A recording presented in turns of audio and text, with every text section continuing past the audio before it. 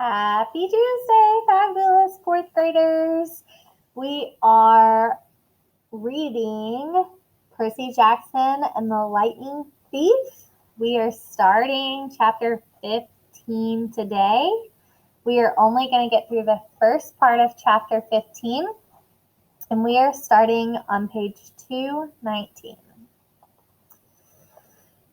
Chapter 15, A God Buys Us Cheeseburgers. The next afternoon, June 14th, 7 days before the solstice, our train rolled into Denver. We hadn't eaten since the night before in the dining car, somewhere in Kansas.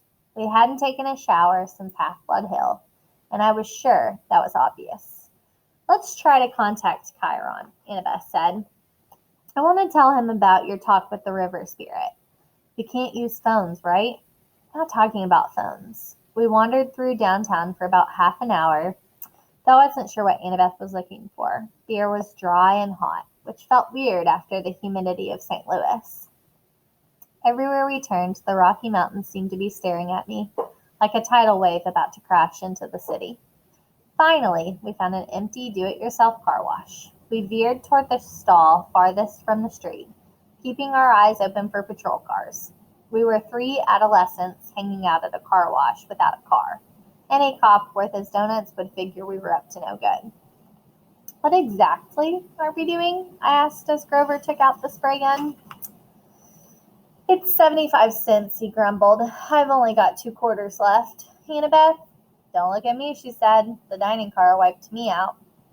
I fished out my last bit of change and passed Grover a quarter, which left me 2 nickels and 1 drachma from Medusa's place. Excellent, Grover said. We could do it with a spray bottle, of course, but the connection isn't as good, and my arm gets tired of pumping. What are you talking about? He fed in the quarters and set the knob to fine mist. IMing. Instant messaging. Iris messaging, Annabeth corrected.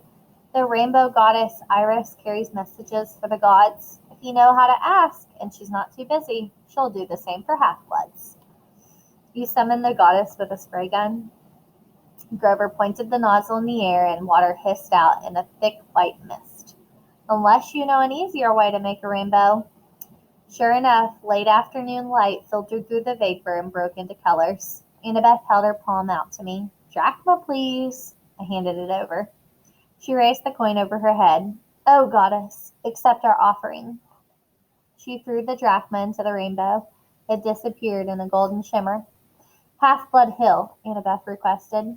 For a moment, nothing happened. Then I was looking through the mist at Strawberry Fields and the Long Island Sound in the distance. We seemed to be on the porch of the big house. Standing with his back to us at the railing was a sandy-haired guy in shorts and an orange tank top. He was holding a bronze sword and seemed to be staring intently at something down in the meadow. Luke! I called. He turned, eyes wide. I could hear he was standing 3 feet in front of me, though a screen of mist, except I could only see the part of him that appeared in the rainbow. Percy! His scared face broke into a grin. Is that Annabeth too? Thank the gods. Are you guys okay? We're, fine, Annabeth stammered. She was madly straightening her dirty t-shirt, trying to comb the loose hair out of her face. We thought Chiron, He's down at the cabins, Luke's smile faded. We're having some issues with the campers. Listen, is everything cool with you? Is Grover all right? I'm right here, Grover called. He held the nozzle out to one side and stepped into Luke's line of vision. What kind of issues? Just then, a big Lincoln Continental pulled into the car wash with its stereo turned to maximum hip-hop. As the car slid into the next stall, the bass from the subwoofers vibrated so much it shook the pavement. Chiron had to. What's that noise? Luke yelled. I'll take care of it, Annabeth yelled back, looking very relieved to have an excuse to get out of sight. Grover, come on.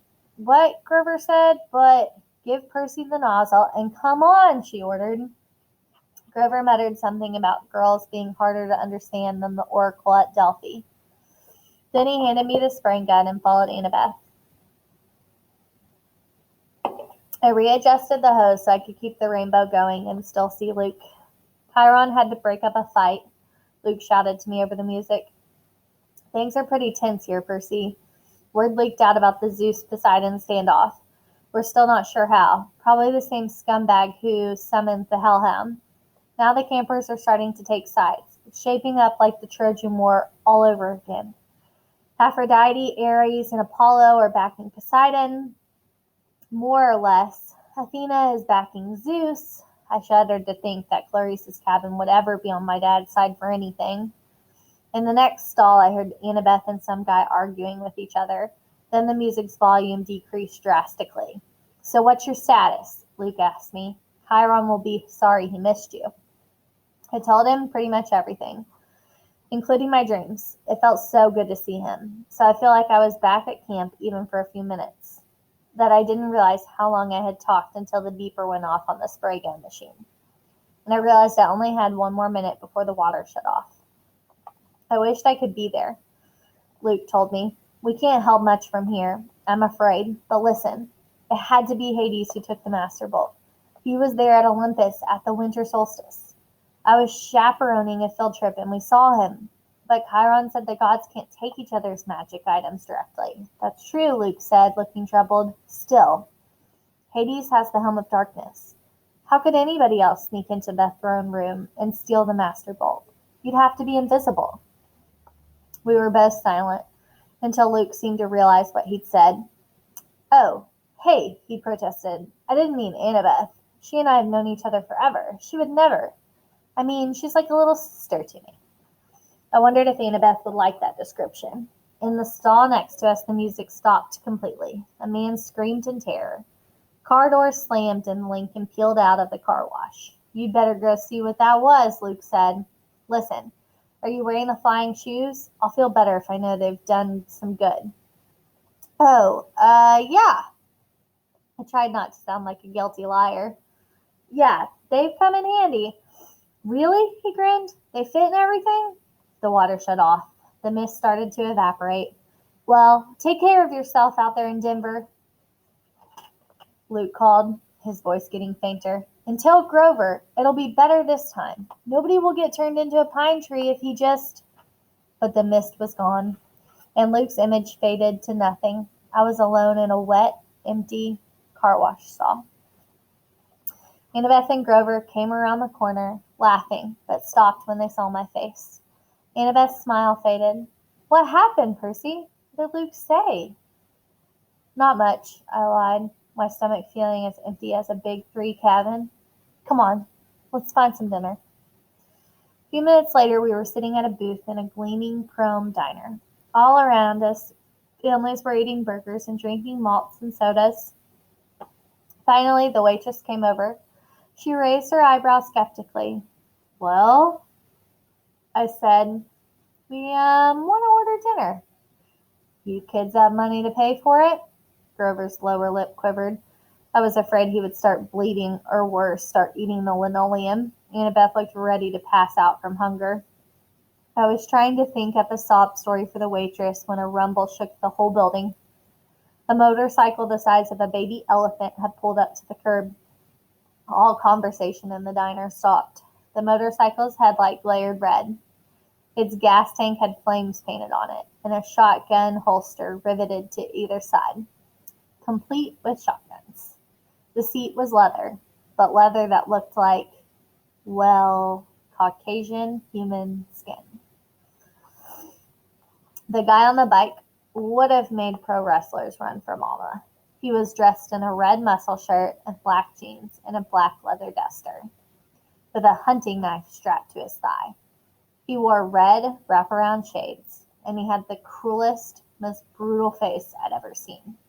Handsome, I guess, but wicked. With an oily black crew cut and cheeks that were scarred from many, many fights. The weird thing was, I felt like I'd seen his face somewhere before. As he walked into the diner, a hot, dry wind blew through the place, as the people rose as if they were hypnotized. But the biker waved his hand dismissively, and they all sat down again. Everybody went back to their conversations. The waitress blinked, as if somebody had just pressed the rewind button on her brain. She asked us again, You kids have money to pay for it? The biker said. It's on me. He slid into our booth, which was way too small for him, and crowded Annabeth against the window. He looked up at the waitress, who was gaping at him, and said, Are you still here? He pointed at her, and she stiffened. She turned as if she'd been spun around, then marched back toward the kitchen. The biker looked at me. I couldn't see his eyes behind the red shades, but bad feelings started boiling in my stomach. Anger, resentment, bitterness. I wanted to hit a wall. I wanted to pick a fight with somebody. Who did this guy think he was?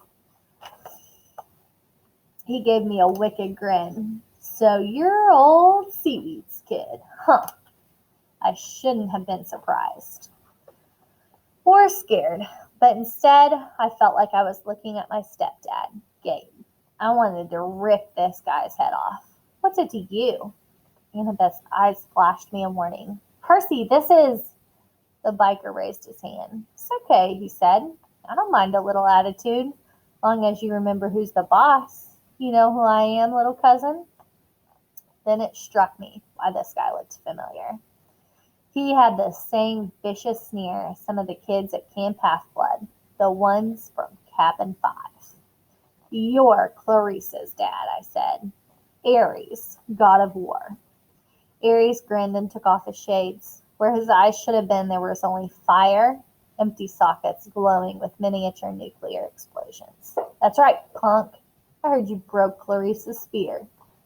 She was asking for it. Probably. That's cool. I don't fight my kids' fights. You know what I'm here for? I heard you were in town. I got a little proposition for you. The waitress came back with heaping trays of food, cheeseburgers, fries, onion rings, and chocolate shakes. Ares handed her a few gold drachmas. She looked nervously at the coins. But these aren't... Ares pulled out his huge knife and started cleaning his fingernails. Problem, sweetheart? The waitress swallowed, then left with the gold. You can't do that, I told Ares. You can't just threaten people with a knife. Ares laughed. Are you kidding? I love this country. Best place in Sparta. Don't you carry a weapon, punk? You should. Dangerous world out there. Which brings me to my proposition. I need you to do me a favor. What favor could I do for a god? Something a god doesn't have time to do himself. It's nothing much. I left my shield at an abandoned water park here in town.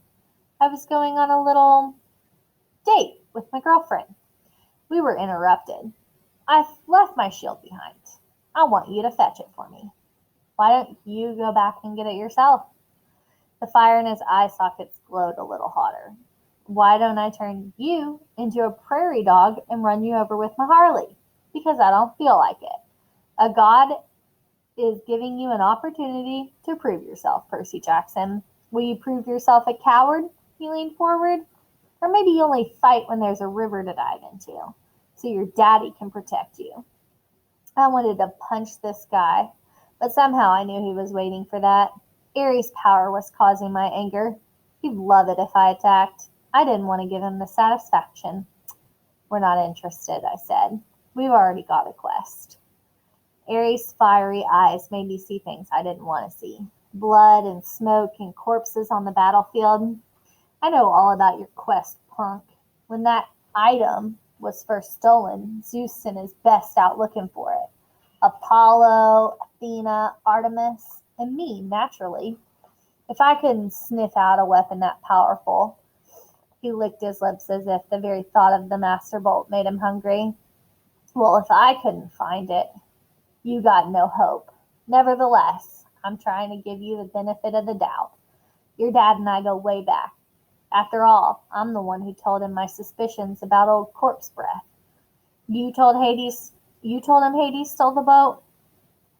Sure. Framing somebody to start a war? Oldest trick in the book.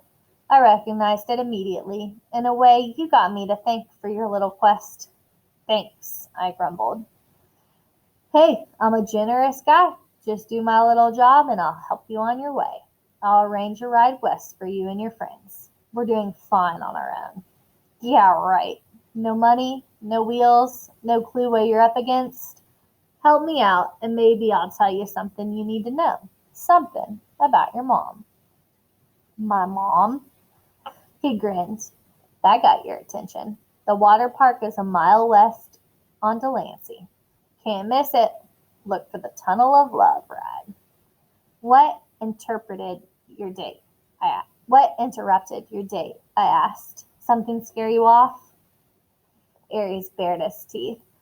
But I'd seen this threatening look before on Clarice. There was something false about it, almost like he was nervous. You're lucky you met me, punk, and not one of the other Olympians. They're not as forgiving of rudeness as I am. I'll meet you back here when you're done. Don't disappoint me. After that, I must have fainted or fallen into a trance, because when I opened my eyes again, Aries was gone. I might have thought the conversation had been a dream, but Annabeth and Grover's expressions told me otherwise. Not good, Grover said. Aries sought you out, Percy. This is not good. I stared out the window. The motorcycle had disappeared. Did Aries really know something about my mom, or was he just playing with me? Now that he was gone, all the anger had drained out of me. I realized Aries must love to mess with people's emotions. That was his power, cranking up the passions so badly they clouded your ability to think. It's probably some kind of trick, I said. Forget Aries. Let's just go. We can't, Annabeth said. Look, I hate Aries as much as anybody, but you don't ignore the gods unless you want serious bad fortune. He wasn't kidding about turning you into a rodent. I looked down at my cheeseburger, which suddenly didn't seem so appetizing. Why does he need us? Maybe it's a problem that requires brains, Annabeth said. Aries has strength. That's all he has. Even strength has to bow to wisdom sometimes. But this water park, he acted almost scared. What would make a war god run like that? Annabeth and Grover glanced nervously at each other. Annabeth said, I'm afraid we'll have to find out. The sun was sinking behind the mountains by the time we found the water park.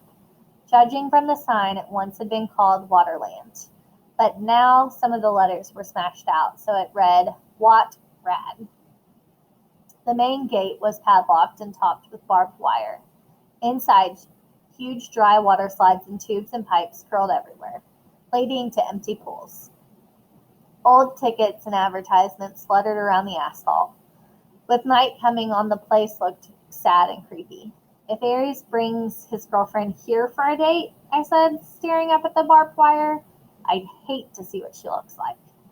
Percy, Annabeth warned, be more respectful. Why? I thought you hated Aries. He's still a god, and his girlfriend is very temperamental. You don't want to insult her looks, Grover added. Who is she? Agneta? No, Aphrodite, Grover said, a little dreamily. Goddess of love? I thought she was married to somebody, I said. Hephaestus. What's your point? He asked. Oh, I suddenly felt the need to change the subject. So, how do we get in? And that is where we're stopping for today. Tomorrow we will finish out chapter 15. Make sure you go do your exit slip, and I will see you tomorrow.